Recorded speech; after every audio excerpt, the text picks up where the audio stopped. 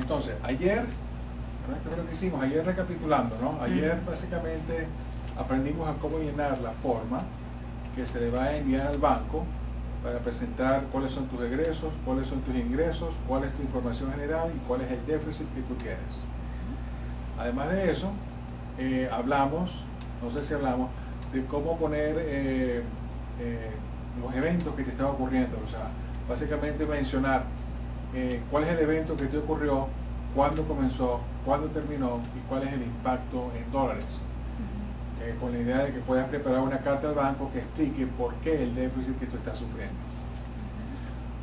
Una vez que ya tenemos esos dos documentos hechos y que ya por supuesto ya tienes el fax del banco, tú envías eso al banco. Envías eso al fax que el banco te dice y ya tienes tu modificación presentada.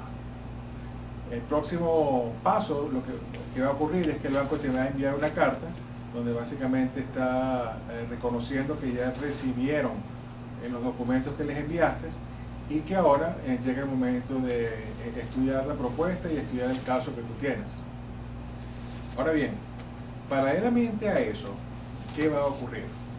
Cuando tú estás presentando una modificación es porque estás sufriendo un hardship, es porque estás sufriendo algo, un evento, algo está ocasionando que tú comiences a perder pagos en tu mortgage.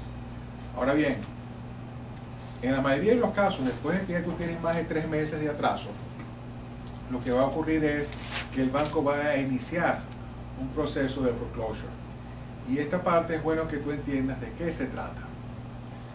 Cuando un banco inicia un proceso de foreclosure, mucha gente piensa que al recibir el paquete que viene de la corte, ya tienen que irse. Y quiero que entiendan un poquito cómo es el proceso de foreclosure. Básicamente el abogado demandante, el abogado del banco con el que tú tienes el mortgage, inicia un proceso y entonces le pide a la corte que ellos quieren o su dinero o la casa que tienes en garantía. Y entonces lo que ocurre es que de la corte te envían un paquete, que es lo que se llama un summons, donde van a informarte de que el banco está tomando acciones y de que está comenzando un proceso que al culminarse, si es que llega a culminar, va a culminar o tú devolviéndole la casa al banco o de alguna manera tú haciendo un arreglo con el banco para volverle a repagar su dinero. Entonces, ¿qué es lo que va a ocurrir? Vas a recibir un summons como este, aquí en Florida. Y los puntos importantes de este summons son los siguientes. Noten acá, como dice, que usted tiene 20 días calendario después de que se le ha servido para ustedes contestar el summons que le ha entregado a la corte. Esto es bien importante. Mucha gente ve esto y cree que tienen que irse al día siguiente o lo más rápido posible de la casa. Entienden que este es un proceso que comienza y que por la medida pequeña va a durar 2, 3 meses y puede llegar a 6, 7, 8 meses e inclusive más. Lo importante es que tú sepas que esto va a venir, que esto después de 3 meses sin pagar va a venir y que el siguiente paso para ti es contestar este summons que te están sirviendo.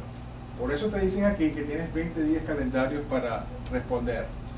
La importancia de que lo respondamos es que de no hacerlo, básicamente estamos callando, estamos otorgando y estamos dándole vía libre al banco y a sus abogados para que pidan cuanto antes la readquisición de la casa.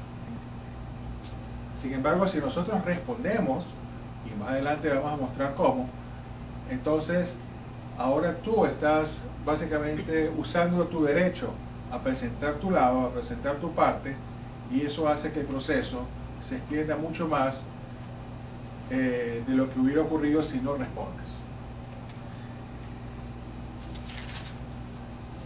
Algo que es bien importante es que ustedes entiendan que hay que evitar el foreclosure a toda costa. El foreclosure tiene una cantidad de secuencias y de consecuencias y de hecho te lo están diciendo de una vez ya en la presentación. Fíjense acá, como dicen que es una demanda, te especifican bien claro que un foreclosure, que estás recibiendo un foreclosure, que es una demanda, y que en esa demanda, de tú no responderla y de no actuar, estás en peligro de perder tus propiedades, tu dinero, sin ningún aviso adicional de la corte. Entonces, tenemos que estar claros en que esto es algo que hay que evitar a cada rato, porque esto puede interferir con los salarios que tú ganas, con el dinero que tú puedas tener en tus cuentas bancarias y por supuesto con tu casa. Ahora bien, ¿qué va a ocurrir? Lo que va a ocurrir es que muy probablemente te van a llegar muy tarde en la noche o muy temprano en la mañana y te van a tocar fuertemente la puerta y te van a servir de una manera muy solemne y muy oficial este paquete. Y te van a decir, tienes 20 días para responder, y muchas veces te van a decir cosas que ni siquiera te deberían decir, como que ya te tienes que salir de la casa. Y eso no es algo que le toca al servidor, a la persona que te está sirviendo el foreclosure.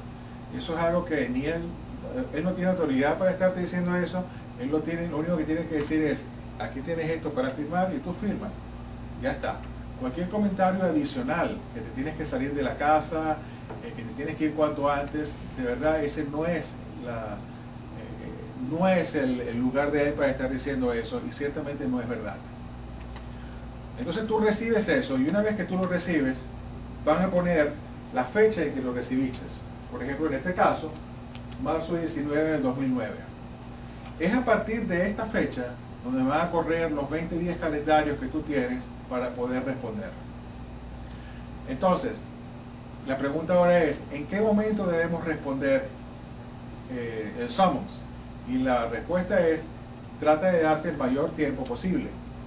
Porque si respondes de una vez, estás acortando el tiempo del proceso. Y tú lo que quieres es ganar el mayor tiempo posible para poder tener el número de días, el máximo tiempo disponible para hablar con el banco, para poder llegar a un arreglo con el banco en la modificación que tú estás requiriendo. Es posible que te puedas encontrar con dos fechas. Una, que es la fecha en la que recibiste. Y algunos bancos, y no es este el caso,